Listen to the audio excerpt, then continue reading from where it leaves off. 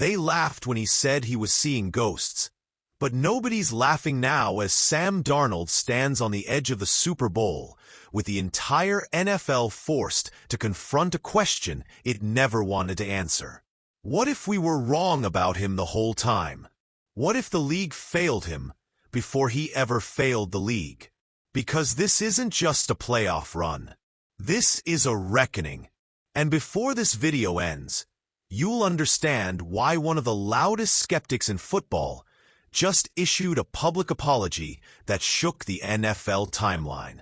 Here's the truth nobody wants to admit.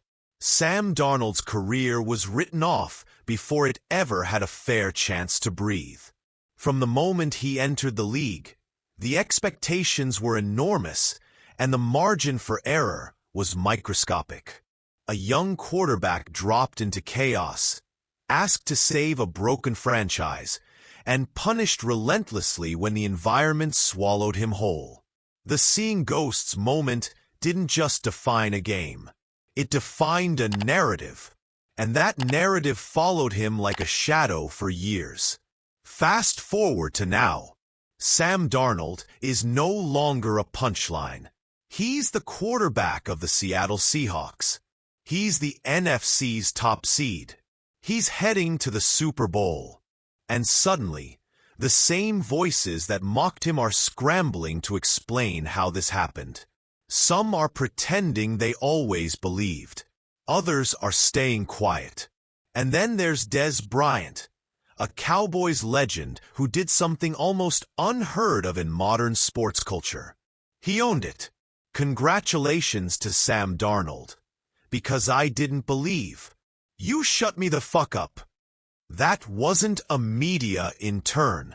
That wasn't a random fan account.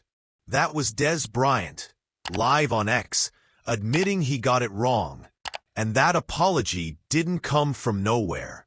It came after months of doubt, skepticism, and outright dismissal that followed Darnold right up until kickoff of the NFC Championship game.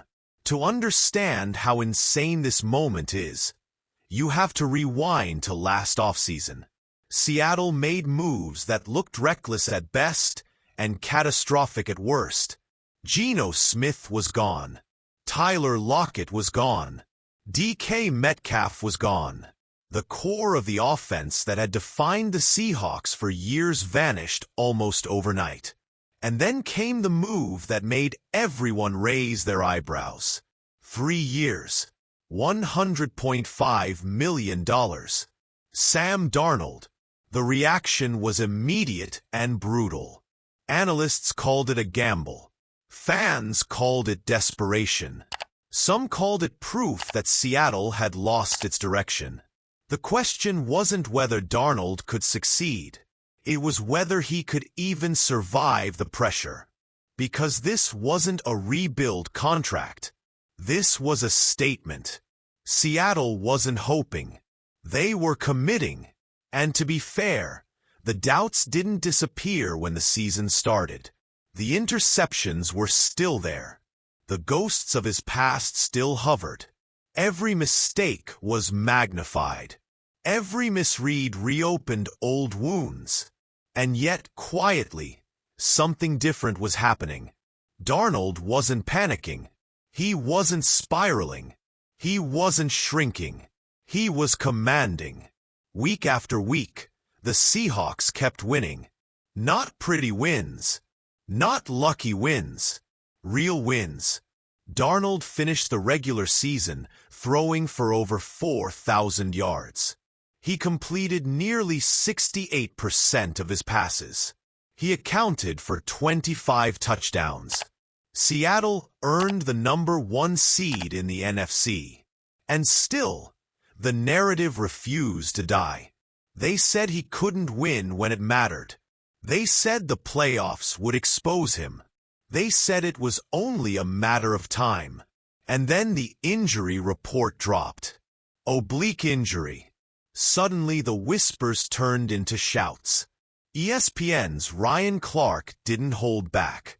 He suggested it sounded like an excuse waiting to happen. The implication was clear. If Darnold failed, there would be a built-in reason. But that excuse never came. Instead, Darnold took the field against the San Francisco 49ers and did something nobody expected. He controlled the game. He avoided disaster. He made the right throws at the right moments. Seattle advanced. And still, it wasn't enough to convince everyone, because waiting on the other side was the Los Angeles Rams. And history wasn't on Darnold's side. Back in Week 11, the Rams pressured him into the worst game of his career. 4 interceptions, total collapse, a 21-19 loss that felt like confirmation bias for every critic watching. Seattle did get revenge in Week 16 with a miraculous fourth-quarter comeback, but even that wasn't enough to flip the script. When the picks came out for the NFC Championship game, 8 of 12 CBS analysts chose the Rams. Seattle got 4 votes. Darnold got none. The message was loud. This run ends here. Except it didn't. What happened next is the performance that forced the NFL to confront reality. 25 of 36, 346 yards, 3 touchdowns, 0 interceptions, 3 sacks absorbed. No panic, no ghosts, just command. Mike Macdonald didn't hesitate afterward. You can't talk about the game without talking about our quarterback. He shut a lot of people up tonight. That wasn't coach speak. That was validation. And just like that, Sam Darnold became the first quarterback from the 2018 draft class to reach the Super Bowl. Ahead of Josh Allen, ahead of Lamar Jackson, ahead of Baker Mayfield. Let that sink in. This is the same quarterback who was discarded by the Jets. The same one Minnesota moved on from. The same one the league labeled broken. And now he's leading Seattle to its 4th Super Bowl appearance. Their first in 11 years, against the same franchise that once crushed their dreams. The New England Patriots. There's poetry in that matchup. The ghost started against New England. The redemption comes against New England. Only this time, Darnold isn't the scared kid seeing things that aren't there. He's an 8-year veteran staring down a second-year quarterback in Drake May with a chance to rewrite his entire legacy. This isn't just about one game. It's about how the NFL evaluates quarterbacks. It's about patience. It's about environment. It's about how quickly the league gives up on players once a narrative takes hold. Because Sam Darnold didn't suddenly become talented. He always was. What changed was stability, coaching, trust, a system that didn't ask him to be a superhero on every snap. Seattle didn't ask him to save the franchise. They asked him to lead it. And that difference changed everything. The scary part for the rest of the league is this. Darnold isn't playing reckless. He isn't surviving on luck. He's playing efficient, controlled, confident football. And when quarterbacks play like that, they don't disappear overnight. So now the question isn't whether Sam Darnold belongs here. He's already answered that.